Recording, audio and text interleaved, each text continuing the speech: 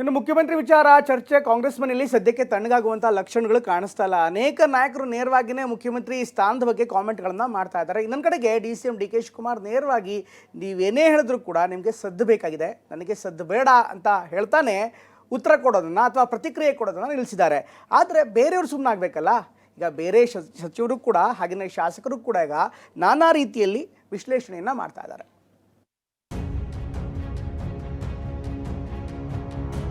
ನಾನು 5 ವರ್ಷ ಪೂರ್ವ ನಾನೇ ಇರ್ತೀನಿ. ಯಾವುದು ಏನು ಯಾವ ಕ್ಷಣದಲ್ಲಾಗುತ್ತೆ ಅನ್ನೋದಲ್ಲ. ಬಹುಮತ ಇರುವಂತ ಒಂದು ಸರ್ಕಾರ 5 ವರ್ಷ ಪೂರ್ಣಾವಧಿಗಿರುವಂತ ಒಂದು ಕಾನೂನು ಮಾಡಿಬಿಟ್ರೆ ಇಲ್ಲಿ ಬಲಾಬಲ ಪ್ರದರ್ಶನ ಮಾಡುವಂತ ವ್ಯಕ್ತಿತ್ವ ಶಿವಕುಮಾರ್ದಿಲ್ಲ.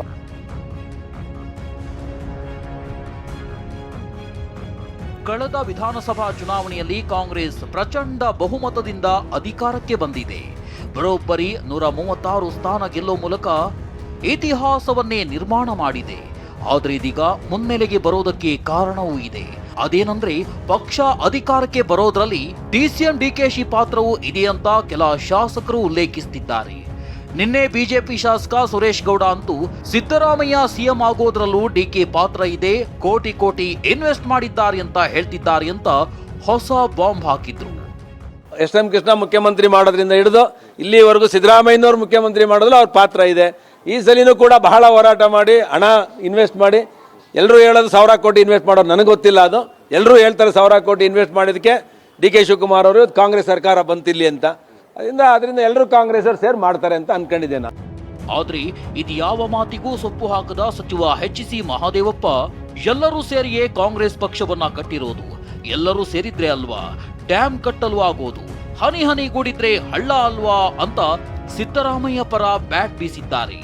ಪಕ್ಷ ಕಟ್ಟಿದ್ರು ಅಂತ ಹೇಳೋದ್ರಲ್ಲಿ ಎಲ್ಲರೂ ಸೇರಿದ್ರೆ ಅಲ್ವ ಅಣೆಕಟ್ಟು ಕಟ್ಟೋದು. ಅಣೆಕಟ್ಟು ಹೆಂಗೆ ಕಟ್ತೀವಿ ಹೇಳಿ? ಕಲ್ಲು ಮಣ್ಣು ಜಲ್ಲಿ ಎಲ್ಲ ತಗೊಂಡೋಗಿ ಎಲ್ಲ ಸೇರಿಸಿ ಹಾಕ್ತೀವಿ.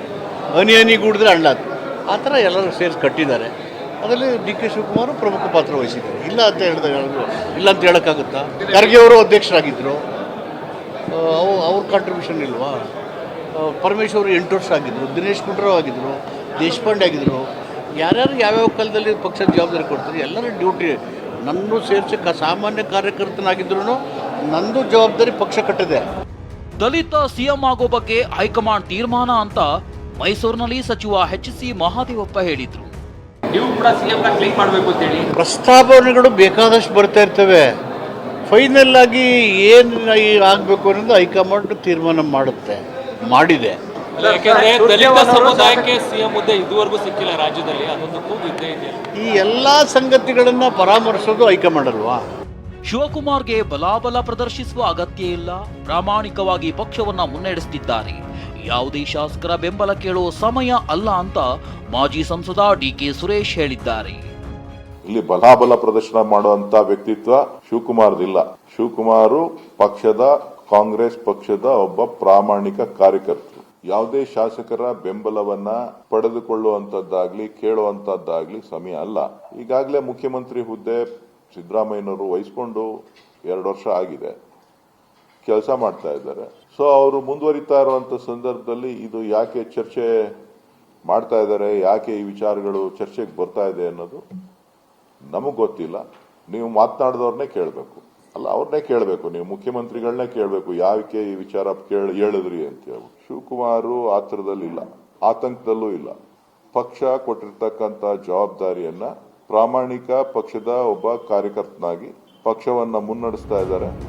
ಇತ್ತ ಮೈಸೂರಿನಲ್ಲಿ ಕಾಂಗ್ರೆಸ್ ಶಾಸಕ ತನ್ವೀರ್ ಸೇಠ್ ಯಾವ ಕ್ಷಣದಲ್ಲಿ ಏನ್ ಬೇಕಾದ್ರೂ ಆಗಬಹುದು, ಅಧಿಕಾರ ಯಾರಿಗೂ ಶಾಶ್ವತ ಅಲ್ಲ ಅಂತ ಹೇಳಿದ್ದಾರೆ. ಯಾವುದು ಏನು ಯಾವ ಕ್ಷಣದಲ್ಲಾಗುತ್ತೆ ಅನ್ನೋದಲ್ಲ, ಯಾರಿಗೂ ಅಧಿಕಾರ ಶಾಶ್ವತ ಅಲ್ಲ. ಇದು ಬಹಳ ಸ್ಪಷ್ಟವಾಗಿ ಹೇಳಿದ್ದೀನಿ ನಾನು. ಬದಲಾವಣೆ ಇಲ್ಲ ಅಂತ ಎಲ್ಲೂ ಇಲ್ಲ. 5 ವರ್ಷ ಆದಮೇಲೆ ಬದಲಾವಣೆ ಆಗಲೇಬೇಕು. ಇಲ್ಲಿ ಅಧಿಕಾರದ ಹಂಚಿಕೆ ಮಾಡುವಂಥ ಸೂತ್ರ ಆಗಿರ್ಬೋದು, ಅಧಿಕಾರ ಯಾರು ಯಾವ ರೀತಿಯಲ್ಲಿ ಬಳಕೆ ಮಾಡ್ಕೋಬೇಕು ಅನ್ನೋ ಸೂತ್ರ ಇರ್ಬೋದು, ಅದು ಯಾರಿಗೂ ಗೊತ್ತಿಲ್ಲ. ಏನಾಗಬೇಕಾದ್ರೂ ವರಿಷ್ಠರು ತಗೊಳ್ಳುವಂಥ ತೀರ್ಮಾನಕ್ಕೆ ನಾವೆಲ್ಲರೂ ಬದ್ಧ. CM ಅವರು ಹೇಳಿದ್ದಾರೆ 5 ವರ್ಷ ನಾನೇ ಮುಖ್ಯಮಂತ್ರಿ ಅಂತ ಹೇಳ್ಕೊಂಡಿದ್ದಾರೆ. ಅದರಿಂದ ಹೈಕಮಾಂಡ್ ತೀರ್ಮಾನ ಮಾಡ್ತಾರೆ, ಅವ್ರು ಯಾರು ಮಾಡಬೇಕು ಏನು ಅಂತ ಅವರೇ ತೀರ್ಮಾನ. ಮುಂದುವರಿಸಬೇಕಾದ್ರೆ ಮುಂದುವರಿಸ್ತಾರೆ, ಇಲ್ಲ ಅಂತಂದ್ರೆ ಬೇರೆ ಕೊಡ್ಬೇಕಾದ್ರೆ ಕೊಡ್ತಾರೆ. ಅದರಲ್ಲಿ ನಾವು ಕೇಳಕ್ ಬರೋದಿಲ್ಲ. ಆ ಇದ್ರ ಮಟ್ಟಿಗೆ ನಾನು ಹೋಗೋದಿಲ್ಲ. ಬಿಡಿ, ಅವ್ರು ಯಾರ್ಯಾರು ಹೇಳಿದ್ರೆ ಹೇಳುವ ಒಂದೇ ಬಾಟಮ್ ಲೈನ್ ಸಾಕಿದ್ರ ಬಗ್ಗೆ ಇನ್ನು ಬಗ್ಗೆ ಚರ್ಚೆ ಅವಶ್ಯಕತೆ ಇಲ್ಲ. ಸಿದ್ದರಾಮಯ್ಯನವರೇ 2 ವರ್ಷ 11 ತಿಂಗಳ ಮುಖ್ಯಮಂತ್ರಿಗಳಾಗಿರ್ತಾರೆ. ನಾವು ಈಗಾಗಲೇ ಮುಖ್ಯಮಂತ್ರಿಗಳಿಗೆ ಹೇಳಿದ್ದೇವೆ, ಆಗಸ್ಟ್ 1ನೇ ತಾರೀಕಿಂದ ಸಂಪೂರ್ಣವಾಗಿ ಎಲ್ಲೆಲ್ಲಿ ಯಾವ್ಯಾವ ಅಭಿವೃದ್ಧಿ ಆಗಬೇಕು, ಬಜೆಟ್ನಲ್ಲಿ ಏನು ಹೇಳಿದ್ದೇವೆ ಎಲ್ಲ ಕಾರ್ಯಕ್ರಮಗಳು ಜಾರಿಗೆ ಕೊಡಬೇಕು ಅನ್ನೋದ್ರ ಬಗ್ಗೆ ಗಮನ ಹರಿಸ್ತಾ ಇದ್ದಾರೆ. ಅದಕ್ಕೆ ಇಲ್ಲಿಗೆ MLAಗಳಿಗೆ 30-31ನೇ ತಾರೀಕು ಸಭೆ ಕರೆದಿದ್ದೇವೆ. ಇನ್ನು ಸಿಎಂ ಕುರ್ಚಿ ಪಾಲಿಟಿಕ್ಸ್ನಲ್ಲಿ ಖಾವಿಧಾರಿಗಳ ಎಂಟ್ರಿಯೂ ಆಗ್ತಿದೆ. ದಿನಕ್ಕೊಬ್ಬರು ಸ್ವಾಮೀಜಿ ಹೇಳಿಕೆ ಕೊಡ್ತಿದ್ದಾರೆ. ಇದೀಗ ಸಿದ್ದರಾಮಯ್ಯ ಪರ ಕುರುಬ ಸ್ವಾಮೀಜಿ ಬೆನ್ನಿಗೆ ನಿಂತಿದ್ದಾರೆ. ಸರ್ಕಾರದಲ್ಲಿ ಸಿಎಂ ಆಗಿದ್ರೆ 5 ವರ್ಷ ಸಿಎಂ ಆಗಿರಬೇಕೆಂದು ಕಾನೂನು ಮಾಡಬೇಕು ಎಂದಿದ್ದಾರೆ. ನಾವೆಲ್ಲರೂ ಕೂಡ ದಿನ ಬೆಳಗಾದ ನೋಡ್ತಾ ಇರ್ತೀವಿ. ಇವತ್ತು ಬಹಳ ವಿಶೇಷವಾಗಿರುವಂಥ ಒಂದು ಕಾರ್ಯಕ್ರಮವನ್ನು ಸಿದ್ದರಾಮಯ್ಯನವರು ಕೊಡ್ತಾ ಇದ್ದಾರೆ. ನನಗೊಂದು ಇದನ್ನಿಸ್ತು, ಯಾಕೆ ಒಂದು ಕಾನೂನು ಮಾಡಬಾರ್ದು ನೀವು ಅಂತೇಳಿ. ಯಾವ ಕಾನೂನಪ್ಪ ಅಂತ ಹೇಳಿದ್ರೆ, ಬಹುಮತ ಇರುವಂಥ ಒಂದು ಸರ್ಕಾರ, ಅದರ ಮುಖ್ಯಮಂತ್ರಿ ಆಗಿರುವಂಥವರು 5 ವರ್ಷ ಪೂರ್ಣಾವಧಿಗಿರುವಂಥ ಒಂದು ಕಾನೂನು ಮಾಡಿಬಿಟ್ರೆ ಒಳ್ಳೇದಾಗತ್ತೇನೋ ಹಾಗೆ ಅಂತೇಳಿ. ಶಾಸಕರ ಮನಸ್ಸು ಕದಲಿದ್ರೆ ಸಿಎಂ ಬದಲಾವಣೆ ಖಚಿತ ಎಂದು ಮೈಲಾರಲಿಂಗೇಶ್ವರನ ಕಾರ್ಣಿಕ ನುಡಿಯನ್ನು ವಿಶ್ಲೇಷಣೆ ಮಾಡಲಾಗುವುದು. ಮೈಲಾರಲಿಂಗೇಶ್ವರ ದೇವರ ಧರ್ಮದರ್ಶಿ ವೆಂಕಪ್ಪಯ್ಯ ಡಿಕೆಶಿಗೆ ಸಿಎಂ ಆಗುವ ಯೋಗ ಇದೆ ಅಂದಿದ್ದಾರೆ. ಸಿಎಂ ಆಗೋಂಥ ಯೋಗ ಅವ್ರಿಗೆ ಇದೆ, ಆಗಲಿ, ಅವರು ಆಗಲಿ, ಎಲ್ಲರೂ ಪ್ರತಿಯೊಬ್ಬರು ಸಿಎಂ ಆದ್ರೆ ನಮಗೆ ನಮ್ಮ ಕ್ಷೇತ್ರಕ್ಕೆ ಒಳ್ಳೇದೇ.